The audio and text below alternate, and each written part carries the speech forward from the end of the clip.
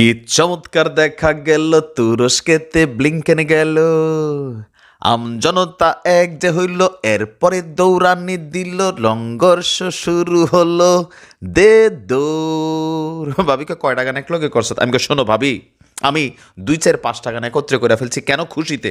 আমি বিশ্বাস করি আমাদের ভাইরাও এই খুশিতে আমাদের সাথে একত্রিত হবে। দর্শক, এই মুহূর্তে মধ্যপ্রাচ্য থেকে শুরু করে যারা আমাদের এই পবিত্র ভূমির কি বলে যে ফ্যান ফলোয়ার আছেন, তাদেরকে অনেকটাই ম্যানেজ করার চেষ্টা করে চলছে মার্কিন পররাষ্ট্রমন্ত্রী অ্যান্টনি ব্লিংকেন। আপনার দখলদার রাষ্ট্র থেকে বের হয়ে তিনি আরব রাষ্ট্রগুলোর বিভিন্ন জায়গায় ঘুরে এসেছেন। সর্বশেষ গিয়েছেন ন্যাটোর মধ্যে অন্যতম সদস্য আপনার তুরস্কের মধ্যে। কারণ তুরস্কের প্রেসিডেন্ট এরদোয়ান, এতদিনে তিনি মুসলিম বিশ্বের সুলতান এরদোয়ান যে মানে টাইটেলটা বাঙালি জাতি তারে দিছে, সেটার প্রতি সুবিচার শুরু করেছেন। আর আপনারা জানেন যে এই তুরস্ক চাইলে অনেক ধরনের ঝামেলার মধ্যে পড়বে মার্কিন যুক্তরাষ্ট্র বা ন্যাটোর সদস্যরা, কারণ রুলস ভাঙার সুযোগ নাই। এখন সেই তুরস্ক যখন একটা এক্সট্রিম লেভেলে গিয়া বলছে যে না, এই পবিত্র ভূমির নিরাপত্তা দেওয়ার দায়িত্ব, সেখানে মানুষগুলোকে রক্ষা করার দায়িত্ব হচ্ছে তুরস্কের।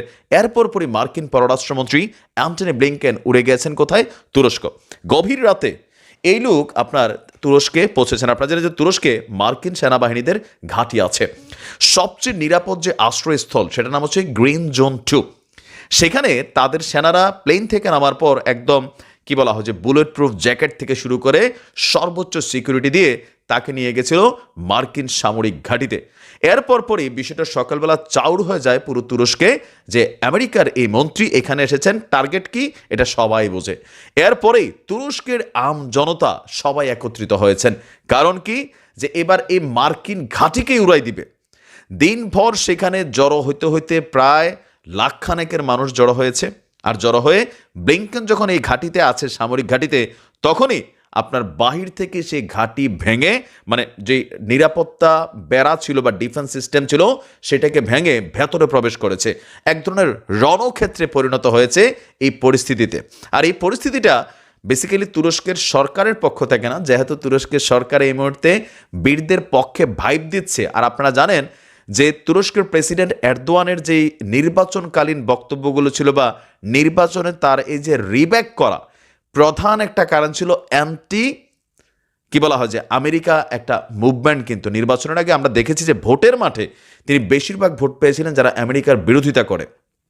আর তিনি ক্ষমতা যাওয়ার পর একটু উল্টাপাল্টা হয়ে গেছিল, বাট এখন যখন এই ইস্যুতে তিনিও শক্ত আছেন আর দেশের জনতা তো আগের থেকে শক্ত, যার কারণে এই পরিস্থিতিটা গতকালকে সামনে এসেছে। যদিও তুরস্কের সরকার বা মার্কিন সেনা সরকার যারা আছেন এখানে, তারা তাদের মন্ত্রীর নিরাপত্তায় সেখানে সর্বোচ্চ পরিমাণ এফোর্ট দিয়েছে।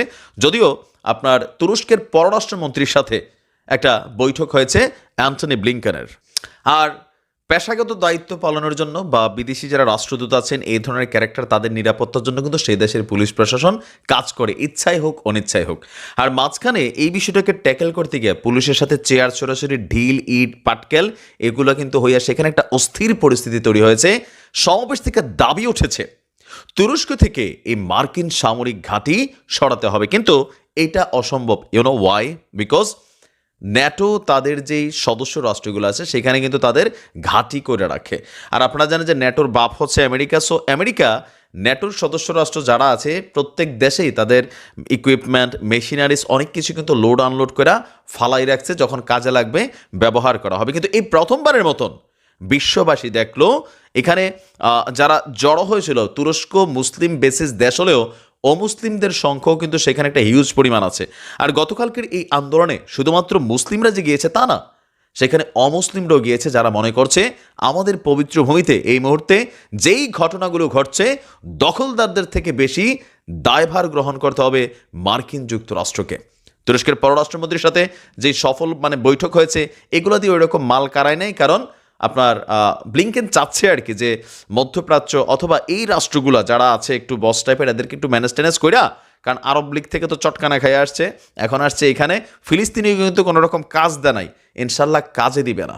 এরদোয়ানকে শক্ত থাকতে হবে, পারলে পেছনে মেশিন টেশিন পাঠাইতে হবে। আর এভাবেই প্রত্যেক দেশে দেশে এদের মন্ত্রীদেরকে দেখলে ধরেন এরকম ঘটনা ঘটাইতে হবে। মানুষের পালসটা এবার বিশ্ববাসী দেখতে পাবে যে এদের প্রতি মানুষের কি পরিমাণ মনে মনে কি বলা যে অপছন্দের একটা ইস্যু আছে। ধন্যবাদ তুরস্কের সাধারণ জনতাকে। ভালো থাকুন। আসসালামু আলাইকুম।